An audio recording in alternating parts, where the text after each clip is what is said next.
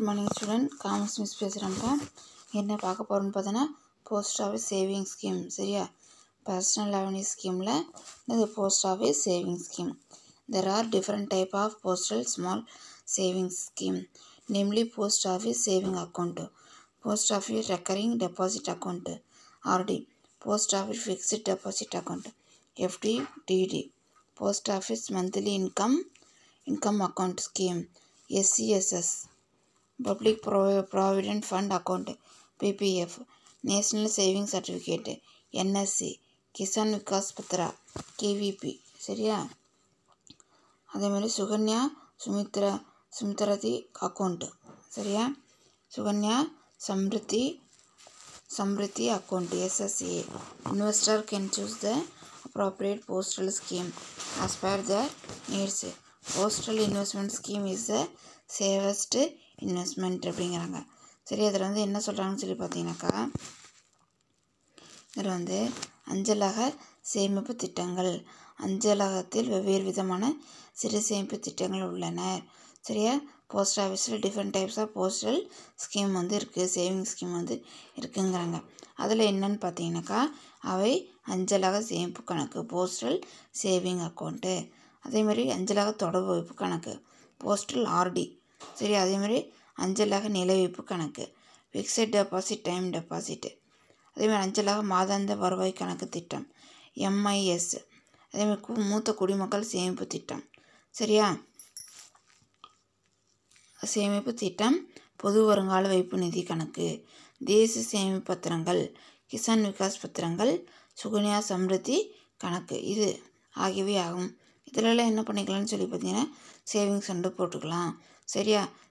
சேமிப்பு கணக்கில் போடலாம், RD தொடர் அந்த வைப்பு கணக்கு RDயில் போடலாம், ஃபிக்ஸட் டெபாசிட்டு, டைம் டெபாசிட்டு, சில அஞ்சலாக மாதாந்திர வருகை கணக்கு அதில் போடலாம், மூத்த குடிமக்கள் சேமிப்பு SCSS. சரியா?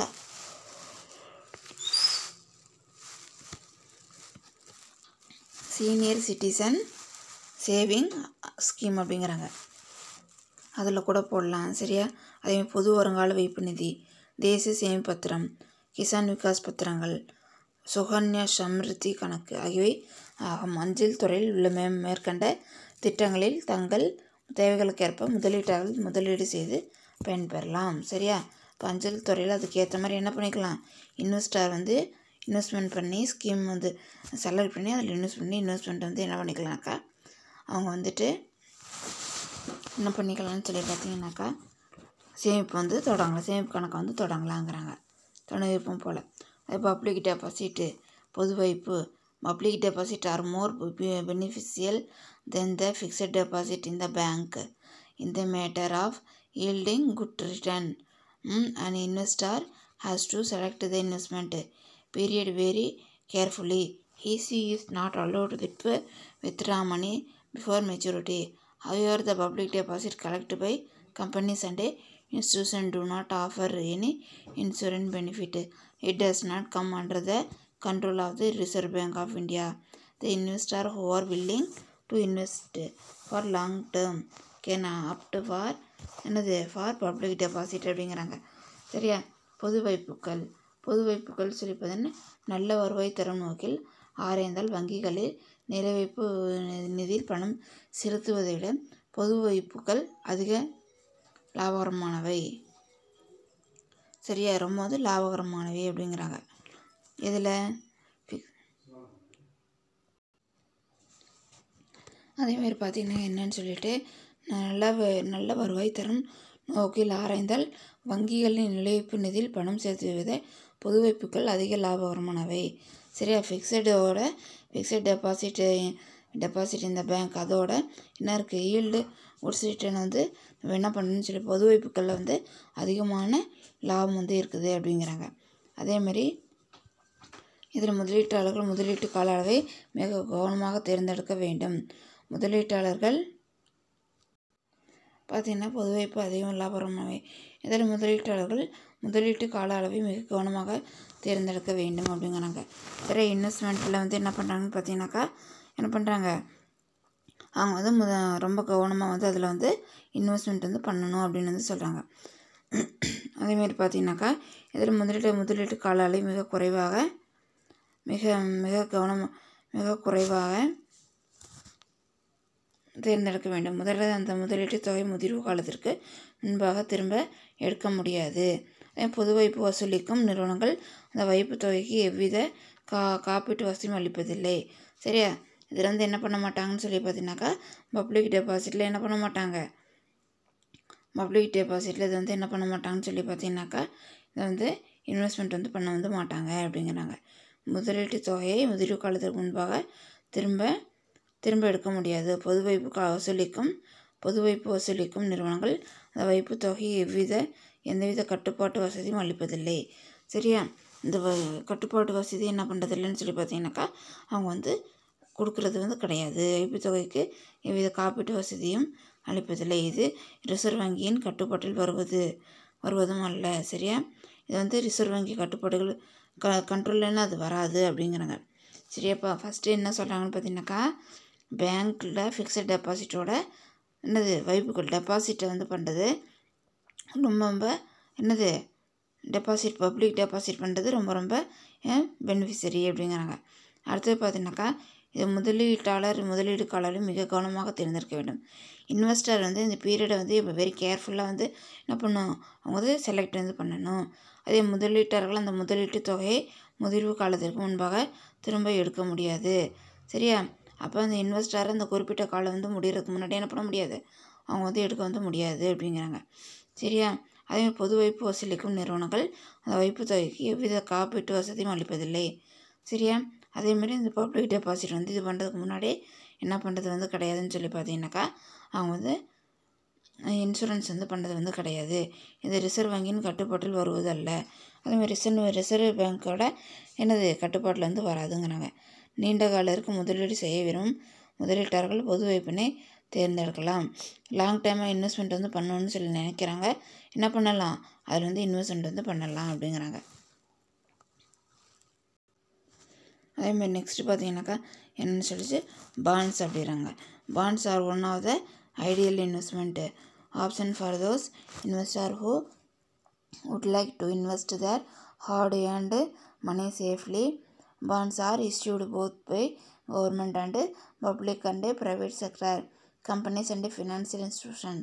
Mostly there are 4 types of bonds sold in India, namely government bonds, corporate bonds, bank and other financial institution. சரியா? institution bonds are tax saving bonds. The term bonds is used for the debt collected by the government, while the term debenture is used when the corporate collect debt capital from the public. Investment in bonds is totally risk free அப்படிங்கிறாங்க. நிர்ம முறிகள் அல்லது கடன் பத்திரங்கள் தாங்கள் சிரமப்பட்டு சம்பாதித்த பணத்தை பாதுகாப்பாக முதலீடு செய்ய விரும்பும் முதலீட்டாளர்களுக்கு நிர்ம முறிகள் சீர முதலீட்டு வாய்ப்புகளில் ஒன்றாகும். சரியா? தாங்கள் சிரமப்பட்டு சம்பாதித்த பணத்தை முதலீட்டாளர்கள் என்ன பண்ணணும், சரியானதில் என்ன பண்ணாக்கா அவங்க இன்வெஸ்ட்மெண்ட் பண்ணணுங்கிறாங்க.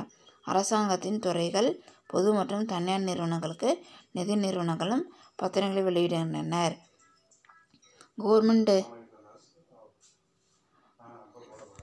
கவர்மெண்ட்டு அதேமாதிரி பார்த்தீங்கன்னாக்கா என்னன்னு சொல்லிட்டு இதில் தாங்கள் சிரமப்பட்டு சம்பாதித்த பணத்தை பாதுகாப்பாக முதலீடு செய்ய விரும்பும் முதலீட்டாளர் நிர்ம முறைகள் பத்திரங்கள் சிறிய முதலீட்டு வாய்ப்புகளில் ஒன்றாகும். சரியா? கஷ்டப்பட்டு சம்பாதிச்ச பணத்தை என்ன பண்ணணும், இன்வெஸ்ட்மெண்ட் பண்ணுறாங்கனாக்கா சரியான முறையில் என்ன பண்ணணும், அவங்க இன்வெஸ்ட்மெண்ட் பண்ணணும் அப்படிங்கிறாங்க. அதேமாதிரி அரசாங்கத்தின் துறைகள் பொது மற்றும் தனியார் நிறுவனங்களுக்கு நிதி நிறுவனங்களும் பத்திரங்களை வெளியிடுகின்றனர். சரி, அதேமாதிரி என்ன பண்ணுறாங்கன்னு சொல்லி பார்த்தீங்கன்னாக்கா கவர்மெண்ட் டிபார்ட்மெண்ட்டில் என்ன பண்ணுறாங்க, அதேமாதிரி தனியார்லேயும் என்ன பண்ணுறாங்கன்னு பார்த்தீங்கன்னாக்கா பாண்ட்ஸ் என்ன பண்ணுறாங்க இஷ்யூ. ஃபினான்ஷியல் இன்ஸ்டியூஷன் 3ல் என்ன பண்ணுறாங்க, பாண்ட்ஸ் இஷ்யூ பண்ணுறாங்க. இந்தியாவில் 4 வகையான கடன் பத்திரம் வெளியிடப்படுகிறது. அதேமாதிரி இந்தியாவில் 4 டைப்ஸ் ஆஃப் பாண்ட்ஸ் என்ன பண்ணுதுன்னா இஷ்யூ பண்ணுறாங்க அப்படிங்கிறாங்க. அரசாங்க கடன் பத்திரங்கள், பதிவு செய்யப்பட்ட நிறுவன கடன் பத்திரங்கள், வங்கி மற்றும் நிதி நிறுவனங்களின் கடன் பத்திரங்கள், வரி சேமிப்பு கடன் பத்திரங்கள் ஆகும். சரியா? 4 என்ன பண்ணுறாங்க, அவங்க இஷ்யூ பண்ணுறாங்க. பொதுமக்களிடம் கடன் பெற்று அரசாங்கத்தால் அளிக்கப்படும் ஒப்புதல் சான்றிதழ் பத்திரங்கள் எனப்படும். சரியா, பொதுமக்கள்கிட்டேருந்து என்ன பண்ணாங்க, பப்ளிக்கிட்டேருந்து என்ன பண்ணாங்கனாக்கா கடனை வாங்கி அரசாங்கத்தினால் அளிக்கப்படும். சரி, அரசாங்கத்தில் என்ன பண்ண அளிக்கப்படும் ஒப்புதல் சான்றிதழ் பத்திரங்கள் ஆகும் அப்படிங்கிறாங்க. கவர்மெண்ட்லேருந்து பர்மிஷன் வாங்கி அதை என்ன பண்ணுறாங்க, பாண்ட்ஸை இஷ்யூ பண்ணுறாங்க. மாறாக பதிவு செய்யப்பட்ட நிறுவனங்கள் தங்கள் மூலதனத்திற்காக பொதுமக்களிடமிருந்து கடன் பெற்று அளிக்கும் ஒப்புதல் சான்றிதழ் கடன் பத்திரங்கள் எனப்படும். சரியா, மாறாக பதிவு செய்யப்பட்டாங்க நிறுவனங்கள், சரியா, ரிஜிஸ்டர் பண்ண கம்பெனிஸ் என்ன பண்ணாங்க, கடன் நிறுவனங்கள் தங்கள் மூலதனத்திற்காக பொதுமக்களிடமிருந்து, சரியா, பப்ளிக்கிட்டேருந்து என்ன பண்ணாங்க,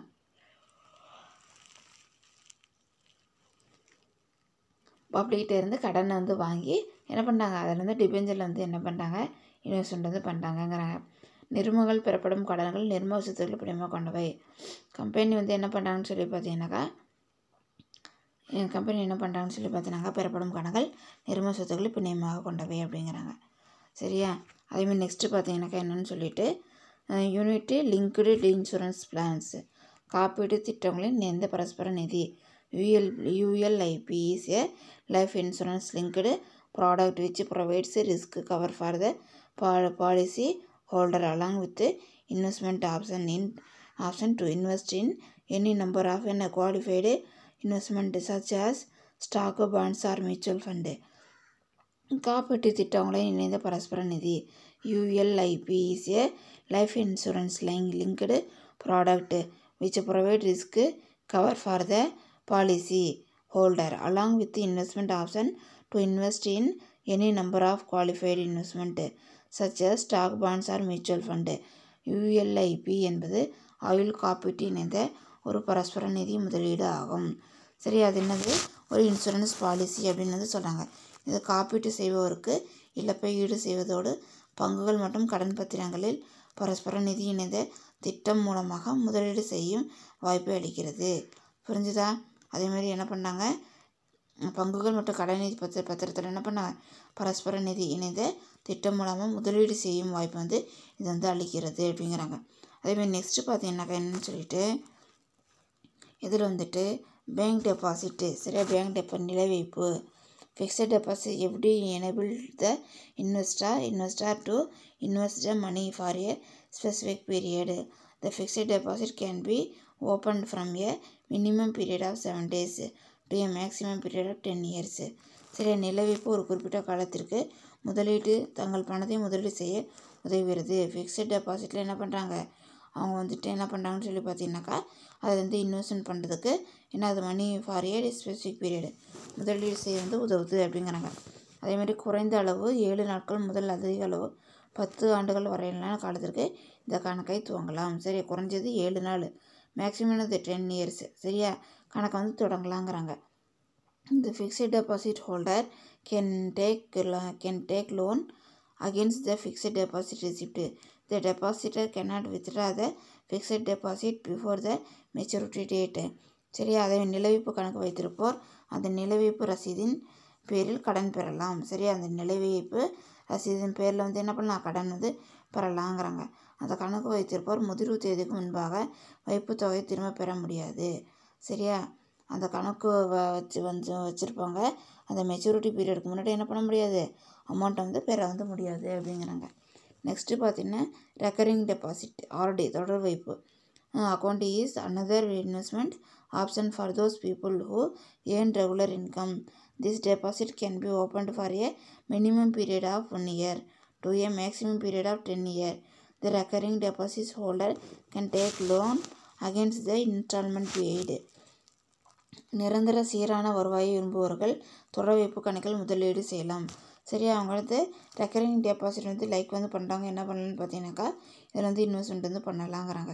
இந்த வைப்பு கணக்கின் காலம் குறைந்தாலும் 1 வருடம். சரியா, இது எப்படி இருக்குன்னு பார்த்தீங்கன்னாக்கா 1 வருஷம், மினிமம் எத்தனை இயர், 1 வருஷம், அதிக அளவு 10 years, மேக்ஸிமம் எத்தனை இயர்னு பார்த்தீங்கன்னாக்கா 10 year அப்படிங்கிறாங்க. சரியா, தொடர் வைப்பு கணக்கு வைத்திருப்போர் முதிர்வு தேதிக்கு முன்பாக அதில் உள்ள தொகையை எடுக்க முடியாது. சரியா, அதேமாதிரி பார்த்தீங்கன்னாக்கா இதில் தொடர் வைப்பு ரெக்கரிங் டெபாசிட் வந்து வச்சுருக்குறாங்க.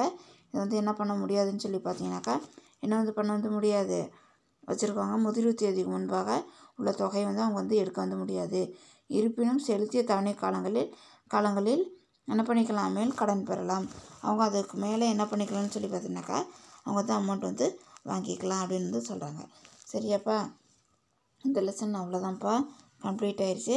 அடுத்த லெசன் என்னன்னு சொல்லி பார்க்கலாம். சரியா? ஏதாவது டவுட் இருந்தாக்கா ஃபோன் பண்ணி கேளுங்க இந்த லெசனில்.